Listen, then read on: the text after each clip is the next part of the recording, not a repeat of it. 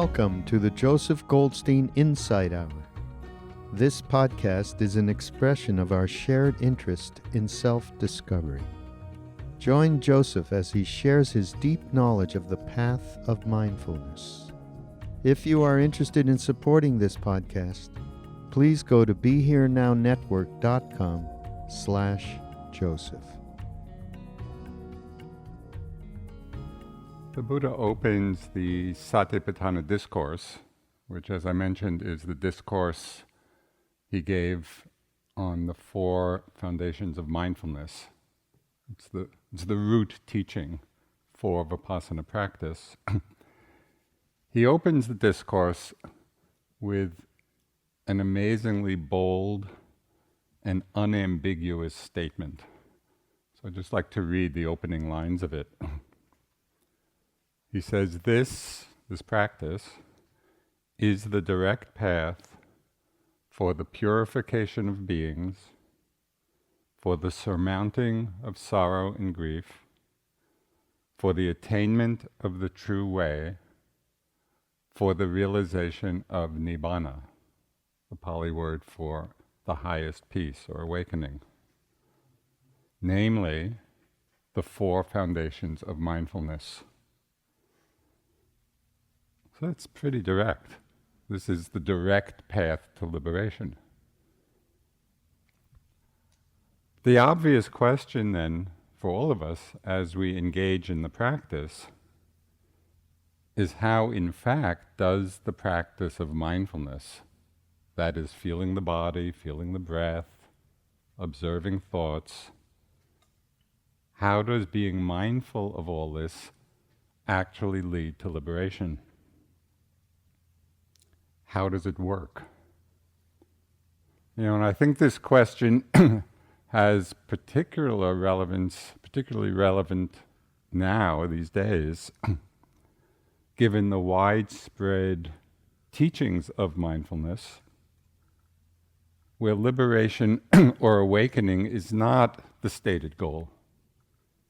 As it's spread and become so popular, the practice of mindfulness, it's generally not taught in the context of awakening. So for us on retreat, we really want to understand how it leads to the highest goal, the highest potential.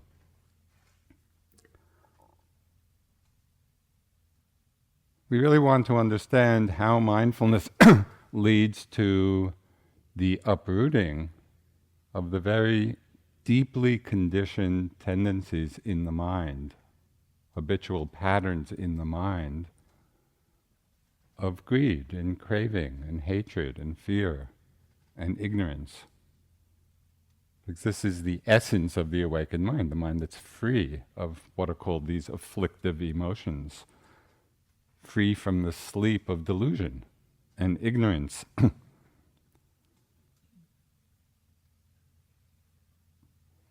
We need to understand how mindfulness is not an end in itself. It's a methodology. And the real question is, what do we learn from being mindful? We're practicing the tools, we're practicing the method, and then what is it that we're learning from doing this? There's a Burmese teacher, his name is Sayadaw U Tejaniya, with very, very helpful teachings. He's teaching in the West more and more now. And the title of one of his little booklets is Awareness is Not Enough. So that's kind of a shocking statement. Where all of the emphasis is be aware, be mindful. And then he's saying, awareness is not enough. So we need to use the great power of mindfulness,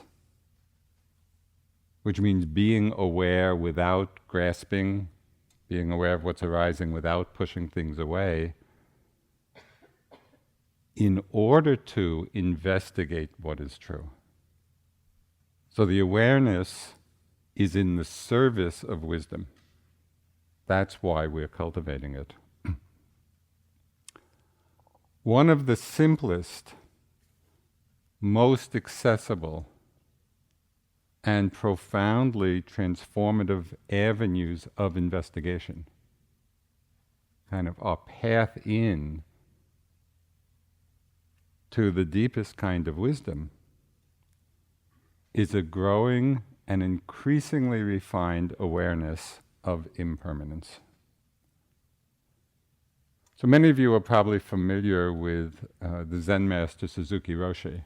He founded the San Francisco Zen Center, I don't know, it was back in the late 50s or 60s.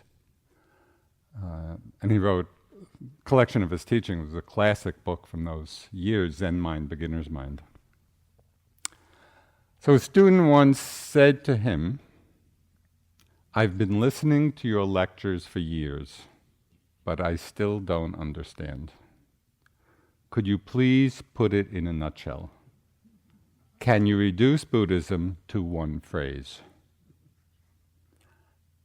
So Suzuki Roshi replied, "Everything changes."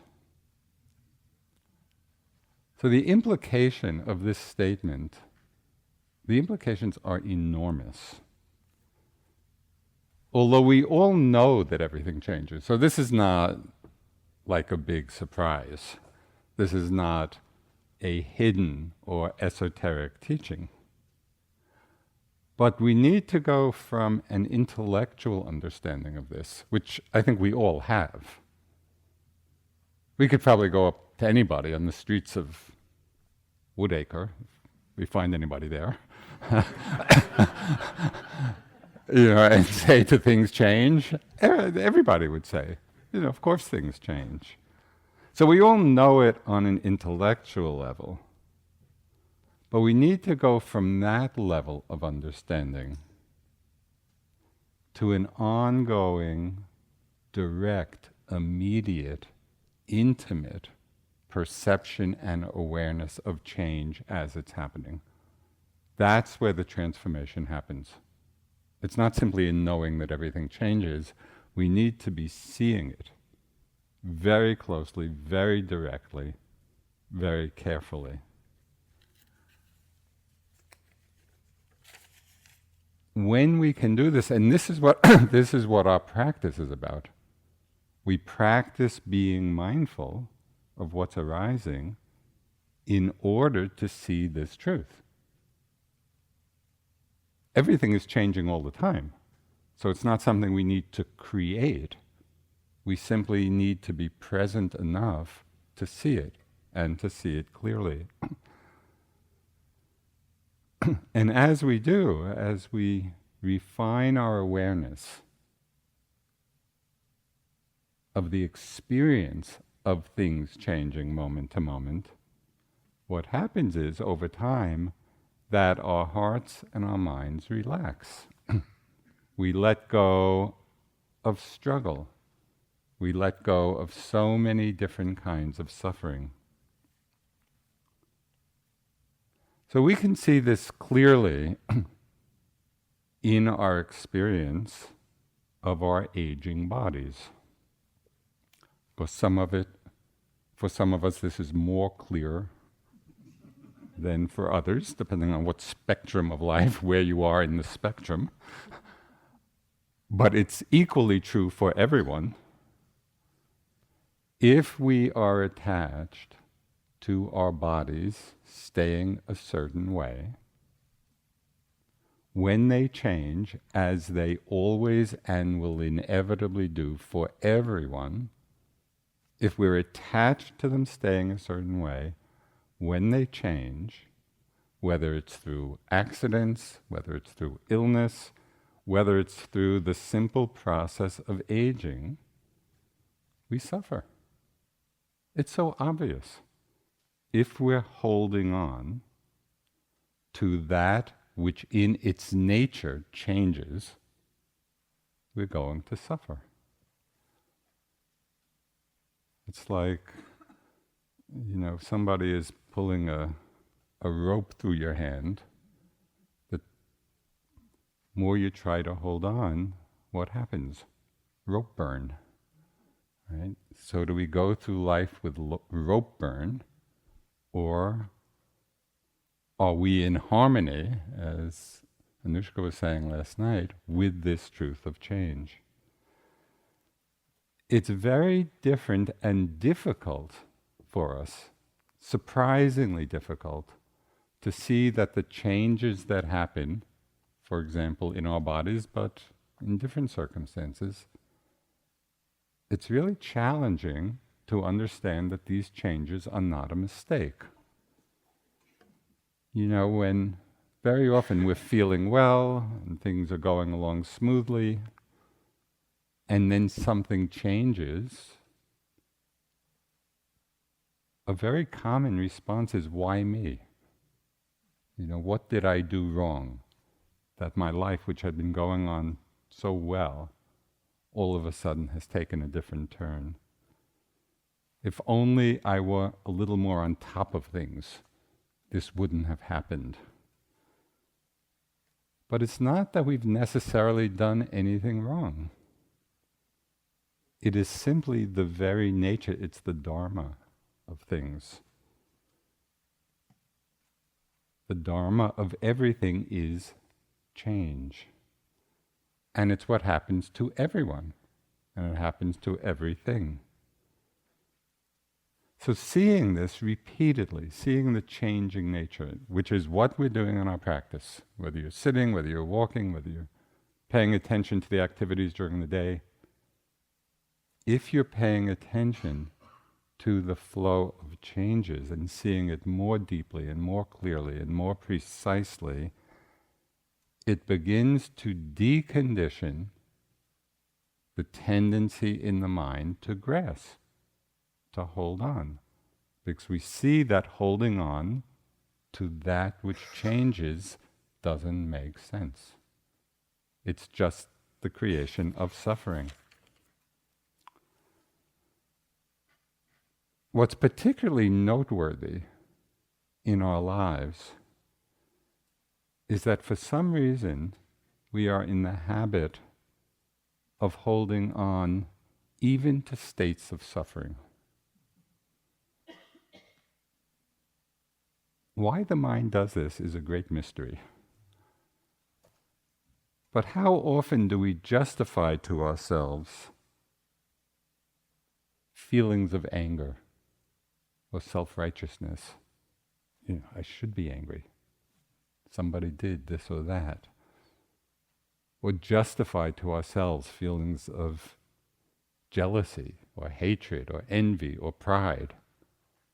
As somehow there's some reason why we should hold on to these states. We're forgetting or not seeing that we're the ones who are suffering. Independent of what the external conditions are, if our minds are filled with these emotions, we're the ones who are suffering. So, on one retreat, this goes back many years, but it's typical of what can happen. Before I started the retreat, I was in a little difficult situation with someone. And so on the retreat, of course, it was coming up a lot, the situation and the person, and I would see my mind getting caught in different unpleasant and unskillful emotions. And then I would see it, and my mind would become calm and peaceful. And then the thought would come again, and I'd get lost in whatever the story was. And then I'd get calm and peaceful again. And after a while, I just had to start smiling at myself. Peace, suffering. Oh, let's suffer for a bit. That's what the mind was doing. So the habit is strong. And our practice is to decondition that habit so that we're not caught up in it again and again. Mindfulness and investigation shows us that we have a choice. We don't simply have to be carried on the wave of our past conditioning. If we're mindful and we see what's happening, then we have a choice. Do I feed this? Do I simply go on in this pattern? Or can I let it go? Understanding that we have a choice is a tremendously powerful, transformative insight. Because most people don't realize this. Most people are basically slaves to their minds, and to the patterns, whatever patterns of conditioning are there. Mindfulness, exactly that which you're practicing throughout the day, shows us what is arising in the mind. And with a certain wisdom we see, oh, this is wholesome, this leads to more peace or happiness. This is not. This is creating suffering. The seeing of that enables us, I'll cultivate this, I'll let go of that. So again, from Suzuki Roshi, he said, leave your front and back door open. Allow your thoughts to come and go. Just don't serve them tea. So it's not the idea, in fact, is not, and if you really let what I'm about to say in, you will save yourself an immense amount of suffering. The idea in practice is not to stop the thoughts. The idea is not to serve them tea. Right? The thoughts are going to come, but how we're relating to them is up to us. What's so amazing about the seductive power of the world, and it is very seductive, but what's so amazing is that when we look back on our experience, it's so easy to see the impermanent, ephemeral nature of everything that's happened. The experiences we've had a year ago, or a month ago, or a day ago, an hour ago. Where are they now? So when we look back, this is very clear. We all know this.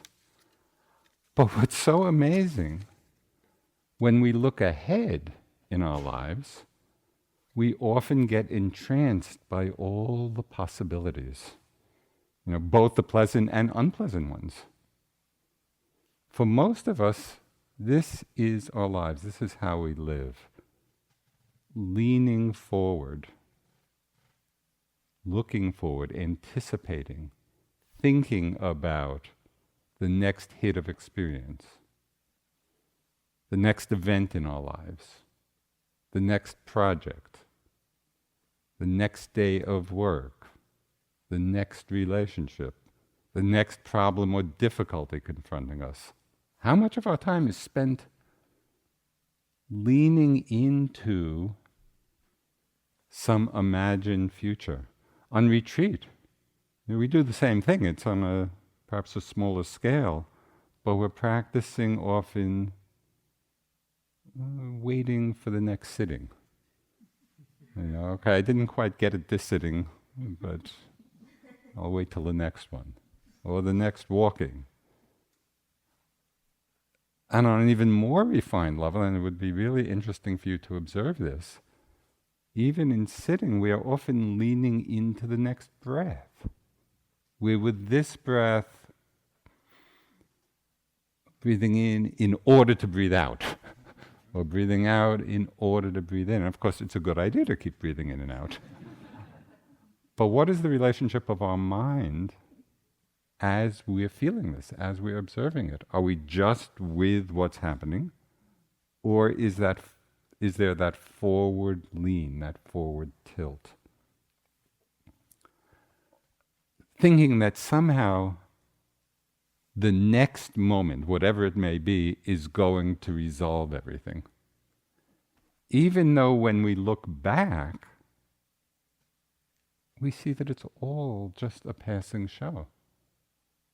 Just as everything that's arisen in the past has come and gone and is gone, everything that we're leaning into will be doing exactly the same thing. So what are we hoping to get?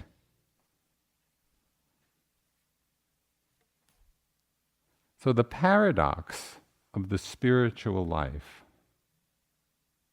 And this is kind of an interesting thing to observe for ourselves, is that as objects of wanting or desire, whether it's wanting or desiring sense pleasures or meditative pleasures, wanting some meditative experience, we see that as objects of wanting or desire, all of these things ultimately leave us unfulfilled. Why? Because they're changing. Precisely because they don't last. But the very same experiences that can be objects of desire or wanting can also be objects of mindfulness, whatever it is.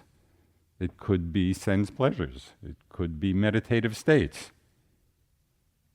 If what's arising is an object of mindfulness rather than an object of desire, that very same experience becomes a vehicle for our awakening. So the implication here is that it's not a question of pulling away from experience. That's not what this is about. It's about not holding on to experience. We can be completely engaged in whatever's arising, and our practice is in learning to not hold on. So liberating insight into the truth of impermanence comes on many levels and in many different ways. We see it in science. The birth and death of stars and of galaxies. They come into being, they have their span of existence, and then they disappear. On the smallest scale, we see or can understand the rapidity of change on the level of subatomic particles. So I want to read you something, just in case you're under the illusion that things are stable and fixed. Capturing the motion of an electron within an atom sounds like an impossible task. Right? Capturing the motion of an electron. Not least because the shuffling of the electron between orbits, or one that's escaping the nucleus, takes just attoseconds, or a billionth of a second. That's how fast that change happens.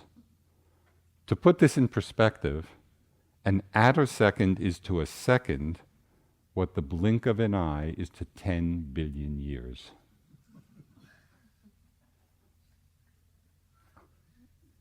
I mean, it's unimaginable. That's how fast things are changing. If we think that things are changing in the blink of an eye, that's 10 billion years too slow. So this is on the most fundamental level of our physical world. This is the speed at which things are changing. Now, it's true that for most of us, in our ordinary perception, we are not going to be picking up change on this level, on billionths of a second. But still, as mindfulness and concentration and awareness and investigation, as they get stronger, and as we look more and more closely to our experience, we see for ourselves, not theoretically and not from some science text, we begin to see for ourselves in our own experience that things are not solid and not fixed, and they're changing much more quickly than we previously have noticed. Even in the ordinary experiences of our lives, taking a breath, or a step, or hearing a sound, it's not just one thing. A breath is not a single event. A step is not a single event. When you hear the bell,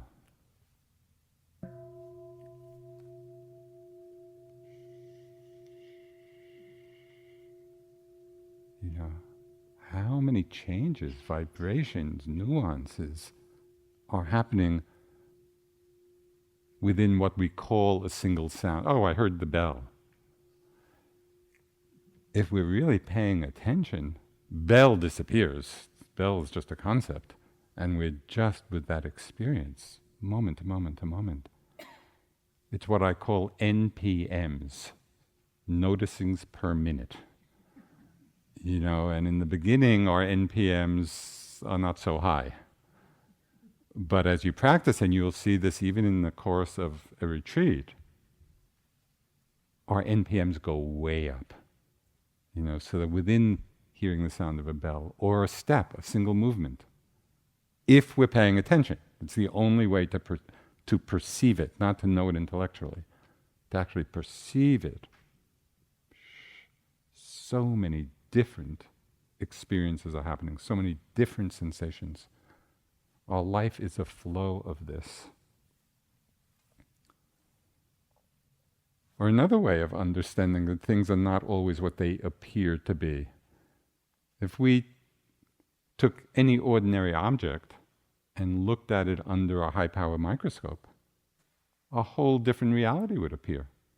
Right? The conventional notion of what it is disappears. And we see another whole level of what's going on. That's what we're doing in our practice. We're practicing refining the tools of mind so that we're able to see this for ourselves. Right? Strengthening the continuity of mindfulness, strengthening the concentration, strengthening the interest in investigation. And so these whole other worlds of how things actually are begin to reveal themselves.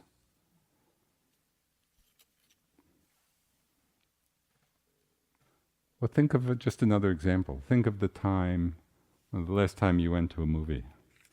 And you're caught up in the story and the action. And if it's a good movie, it probably would induce a whole range of emotions and feelings. But when we look more carefully, is there really anyone getting chased? Or falling in love? Or dying? No. All that's really happening is changing pixels of light, on the screen. But it's happening so rapidly that in our perception it forms a picture, and we get so seduced by the picture that we think it's real, and we're totally caught up in it. Everything we thought was happening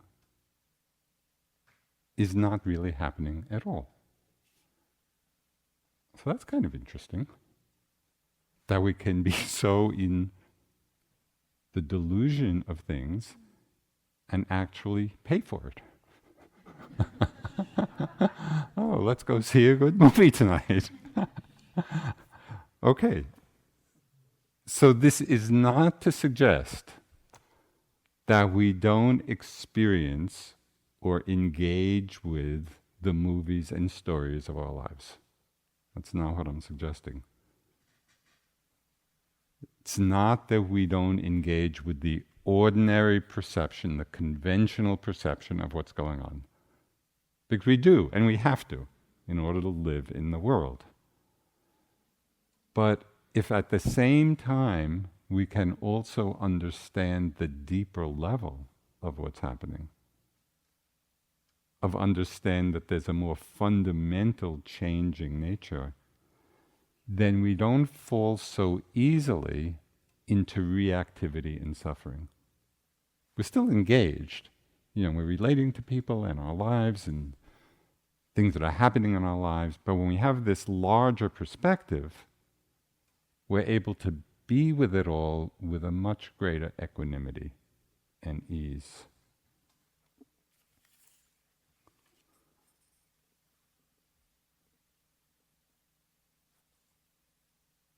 So just a little teaching about how to understand these different levels.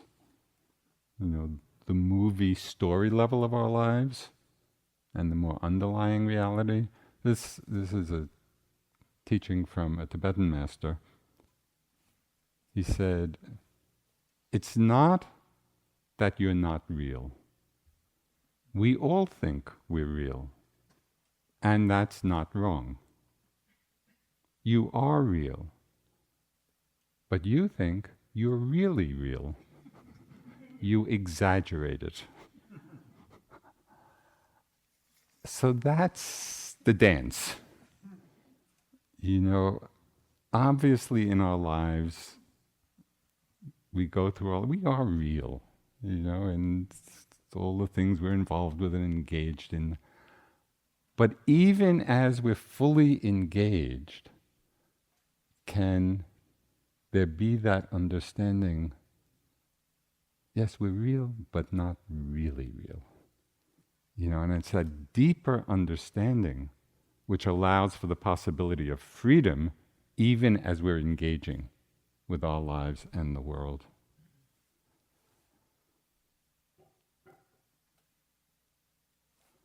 So wisdom also arises from a careful attention to impermanence in ways that we already know. We don't have to particularly look for, but which we often overlook. And if we can learn to pay attention in these arenas, just in our ordinary everyday life, that helps refine and stabilize our insight into the truth of change. When we pay attention, just throughout the day, throughout our lives, we see that change is happening all the time, all around us. Changes in nature. Sometimes big changes. We see the climate change, things that affect the whole planet, or even just the daily changes of weather patterns. On the social level, we can see change in the rise and fall of whole civilizations. It's amazing to think, at one point, the Roman Empire was the center of a good part of the world. Where is all that now? And we can look at any culture, any civilization. It's the same because of the truth of change. You see it in a very kind of beautiful and poignant way in New England. Where we're in central Massachusetts, lots of forests. And IMS is surrounded by a lot of woods. And throughout the woods of New England, there are miles and miles, right in the woods, of stone walls and old stone foundations. Right? And it's so easy to imagine kind of the life stories of people who built those walls. There are miles and miles of them, extending through the woods that have grown up. Or people living in those houses. People living lives as vivid and as compelling as our own. But as you walk through those woods, where are they now? What's left is a stone wall in the forest. And we could look even closer to the changes that are happening in the experience of our relationships. You may fall in love and enter a relationship.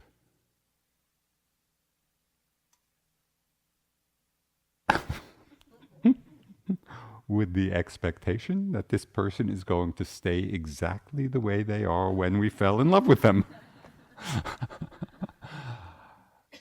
Unlikely.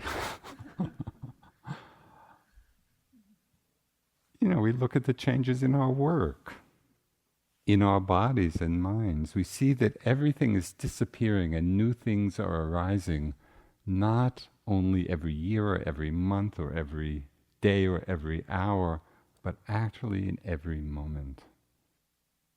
That's the nature of experience. So just as an experiment, and this will be a little memory test to see if you can remember between now and the end of the talk, when you leave the hall after the talk, just pay attention to the flow of changing experience that happens as you go from sitting to standing. How many different sensations are involved in the rather complex maneuver of changing posture? We do it unmindfully without thinking about it at all, but when you really are paying attention, there are a lot of movements required. And each of those movements is made up of so many different sensations. And then as you walk and leave the hall, just to be aware of the changing visual field and all the different sounds that come and go. And be aware of maybe the different thoughts that are passing through. Just in this simple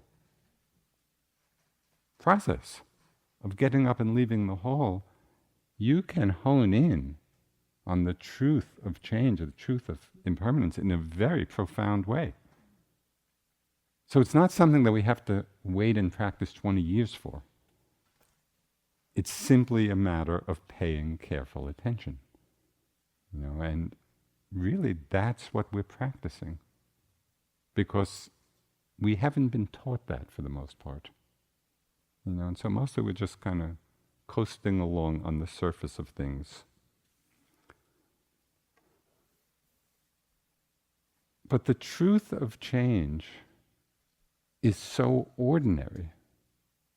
It's so much the fabric of everything, of our lives, our minds, our bodies, the world. Everything is changing. It's because it's so ordinary, for the most part, we've stopped paying attention to it. And so we're missing the opportunity to actually understand deeply the truth of this. So being on retreat, this is just a fantastic gift that you've given yourselves, because you only have one job. There's nothing, you have no responsibilities other than pay attention and just see be mindful of what's arising and notice the truth of change. Is anybody still confused about this? It's very simple, but as my first teacher, Munindraji, would say very often, it's simple but not easy. So it's very simple, it's not complicated, but it's not easy because our minds have not been trained to pay attention in this careful way.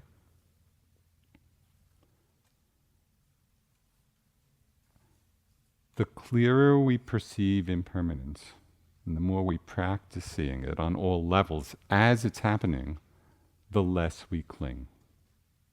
The less we cling, the less we suffer. So here's the Buddhist description of the enlightened mind. Okay? It's a very simple description. He said, in seeing impermanence, the mind doesn't cling. When it doesn't cling, it's not agitated. When it's not agitated, it personally attains nibbana, freedom, peace. So it's helpful to understand this not simply as a description, but also as an instruction. Okay. In seeing impermanence, the mind doesn't cling. So what's the instruction here? The instruction is to really notice those times when you are in the awareness of the flow of phenomena. And it could be in taking a step, and the mind is just there, easily experiencing the flow of changing sensations, or in a breath, or in a more choiceless open awareness where we see things coming and going, see if you can remember the next time you're just in this kind of easeful flow of change, then just look back at the mind and notice whether in those times of seeing impermanence, the mind is clinging or not. So you're checking this out. You're not just believing what the Buddha says. You're really checking your own mind. Is the mind clinging as I'm seeing impermanence or not? Probably shouldn't tell you this, but most likely you'll see that it's not clinging. Because if you were clinging, you would be outside the flow of change again. It's like you would be damming it up. But see, really see for yourself, because it'll give you a taste and direct experience of what the non-clinging mind is. You'll actually be feeling it and experiencing it. So that's the first part of the instruction. Just really look to see how the mind is when it's seeing impermanence. Oh, not clinging. Then do the second step, the second instruction. When you experience that the mind is not clinging, see for yourself at that time, is the mind agitated or not agitated? Hint, not agitated. But again, don't believe it. Check it out. It's very illuminating to experience this for ourselves, and even if it's just for short moments. This does not have to be some big state that you're entering into for the rest of the retreat. It can be a few minutes seeing impermanence and seeing that the mind is not clinging. In experiencing the mind of not clinging, really notice, oh, the mind's not agitated now. And when you're experiencing that non-agitation, right then you are in the field, the arena of Nibbana. Right? Non-agitation is kind of the foretaste of Nibbana.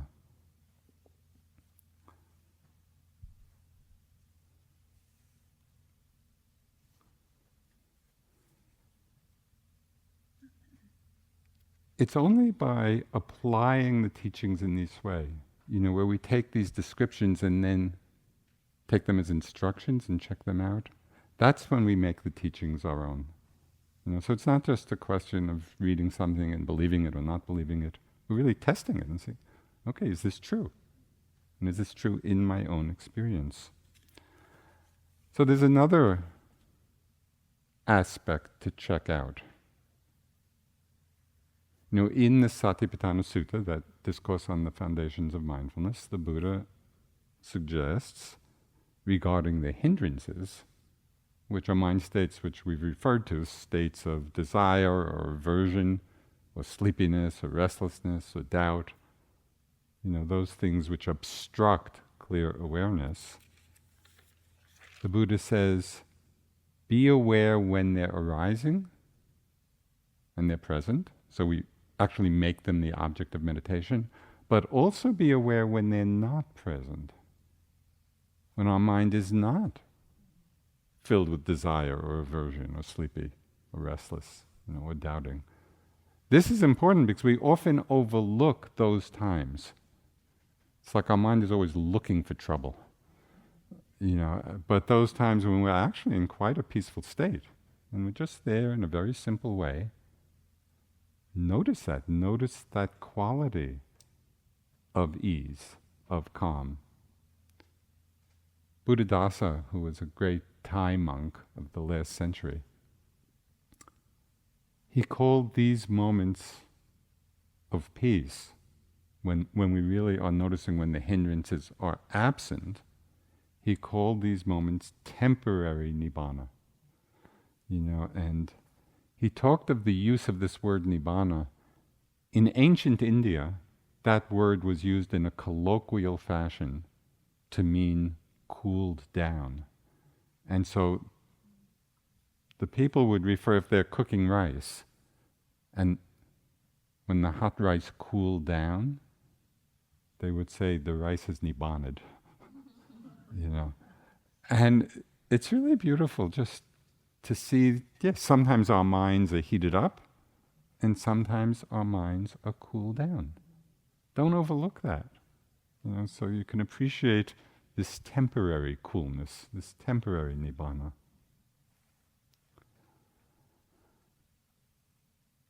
Don't underestimate the importance of seeing and practicing seeing and refining our seeing of the truth of change on all of these different levels, whether it's externally in nature, whether it's the circumstances of our lives, whether it's the flow of our own mind-body experience. Don't underestimate the importance of noticing that everything is arising and passing away.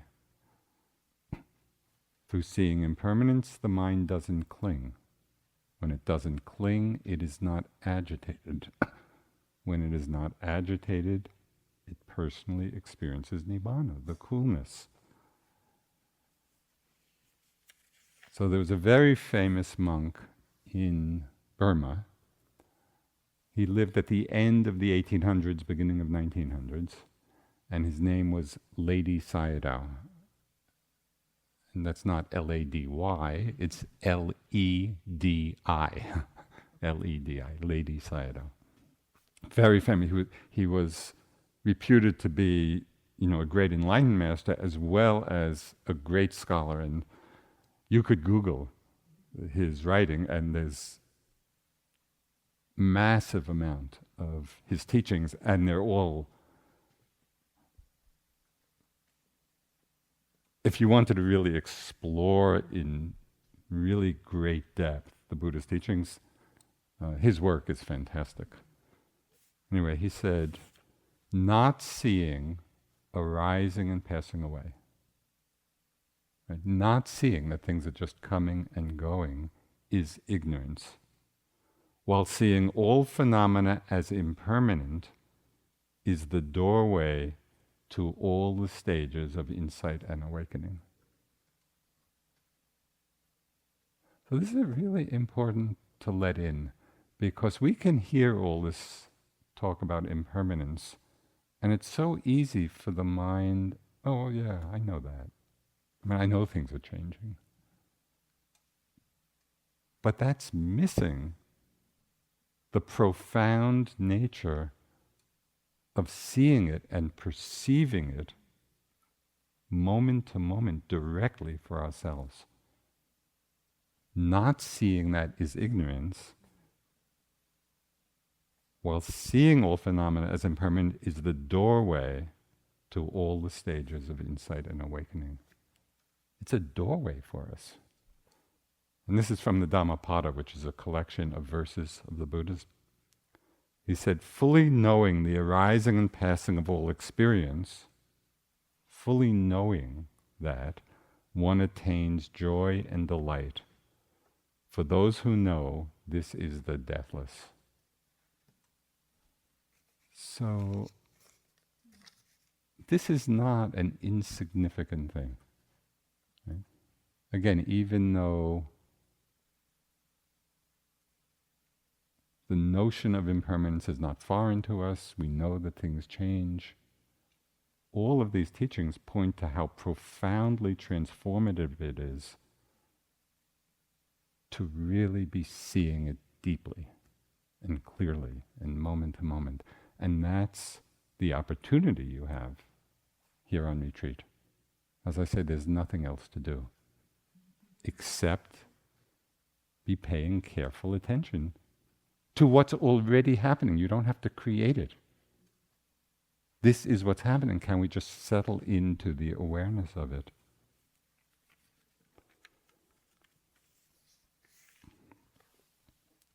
So there is some careful observation of some other obvious truths of change, of impermanence, some reflections which can jolt us out of complacency, because we are in the habit of living our lives complacently with regard to these truths. We get so busy and caught up and engaged in our lives And so all of this, goes on the back burner. So there are a few reflections which can just help jolt us into a state of greater attentiveness. Probably the most obvious and ignored reflection on impermanence is that the end of birth is death. Who didn't know that? We all know that. How often do we reflect on it? That our lives are only getting shorter and shorter every day. The great Indian classic, the Mahabharata, it's, an epic work. In that work, one of the great Indian sages makes the comment that one of the most remarkable things in the world is that we see people all around us dying, but we don't think it's going to happen to us. We know intellectually it will, but we're not living that understanding.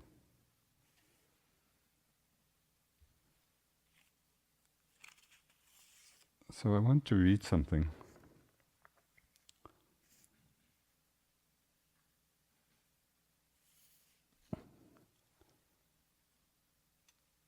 Little battling with the clock. I'll talk fast. This is just a story about Henry David Thoreau. And he, many of you may know, he died at 44 from tuberculosis. And so quite young and very ill. So this is a book about his life and his death. It said, Henry was never affected or reached by his illness. Very often I have heard him tell his visitors that he enjoyed existence as well as ever. He remarked to me that there was as much comfort in perfect disease as in perfect health. Just that. That's a remarkable understanding. That the awareness could hold perfect health and perfect disease, and the awareness was not affected. And so that's quite remarkable.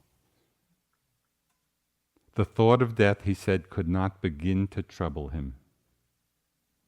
One friend, as if by way of consolation, said to him, well, Mr. Thoreau, we must all go. And Henry replied, when I was a very little boy, I learned that I must die, so of course I am not disappointed now. Death is as near to you as it is to me. Some of his more orthodox friends and relatives tried to prepare him for death, but with little satisfaction to themselves.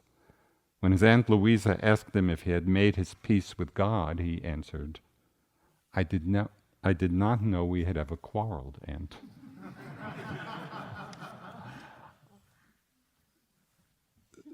So really what we're doing here is learning that we have no quarrel. We don't need to quarrel. You could call it God, you could call it the Dharma, you could call it the truth. Yes, birth and death, the end of birth is death. This is not a tragedy, it's just the Dharma, it's the way things are. Whatever has the nature to arise will also pass away. I did not know that we had ever quarreled. Can we come to an understanding like that? So the Buddha offered some powerful reflections to help us open to that space, to that understanding. And I found these reflections so effective. And they're very simple. So the Buddha suggested reflecting on what is subject to old age will grow old, and I am not exempt.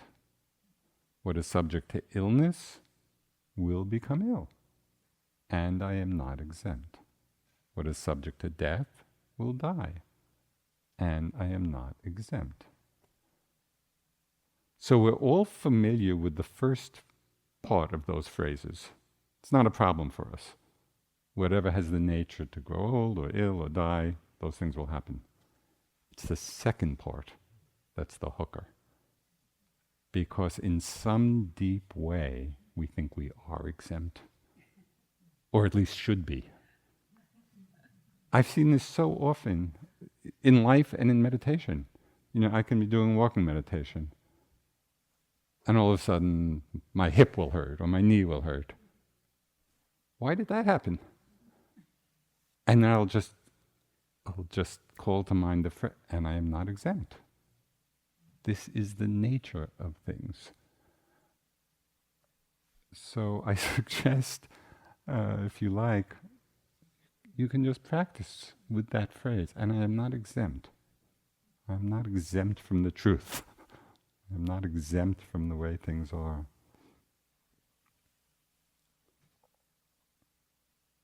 What's so surprising is that given how obvious the truth of change is, that we are still surprised by change.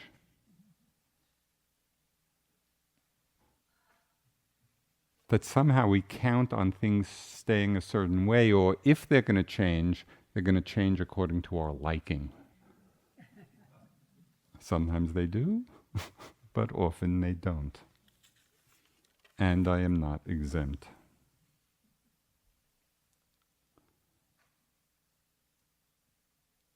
So given this great truth of change, what does it really say about how we're living our lives?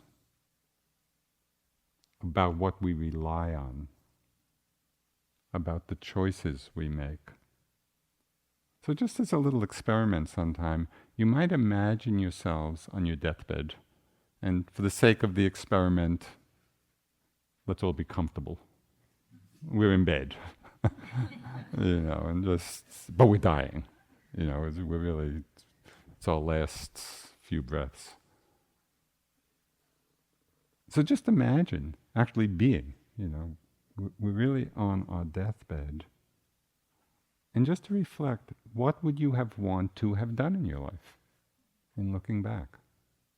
What is really, from that perspective, what is really important? And it's not, these are questions that each one of us has to ask for ourselves. It's not that there's any one right answer. But these are important questions, and it's important to ask the questions now. Because if we wait until we're dying, it's too late. So we can use these reflections to really help wake us up to our lives and how we're living and the choices we make and how we're relating to one another. How will I have wanted to have lived? So this is a powerful question for us. The liberating power of seeing impermanence was expressed in one very startling statement of the Buddha's. And he said, it's better to live a single day seeing the rapid arising and passing of phenomena than to live 100 years without seeing it. Isn't that amazing? I mean, with all the good things that we could do in 100 years of life, the Buddha is saying it's better to live a single day to see the truth of change on that level, on that momentary level, than to live 100 years without it. Why? Because it's precisely that seeing which is the doorway to liberation. We begin to see that this truth of change is the nature of life itself. And seeing it clearly and repeatedly reorients our lives and our minds towards care and loving kindness rather than attachment. It reorients our lives and our minds to letting go rather than clinging,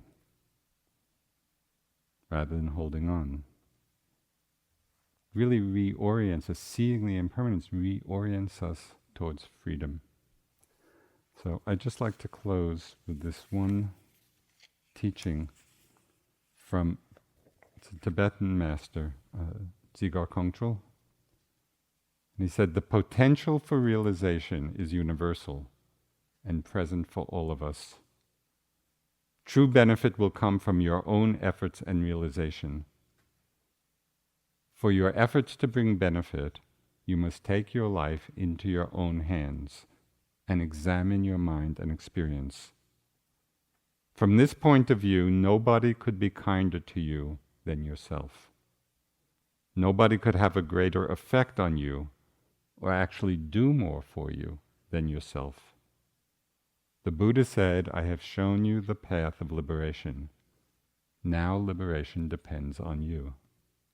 This is really true. If you don't take your life into your own hands, not even the Buddhas can make a difference. It's up to you. That's what we're doing here.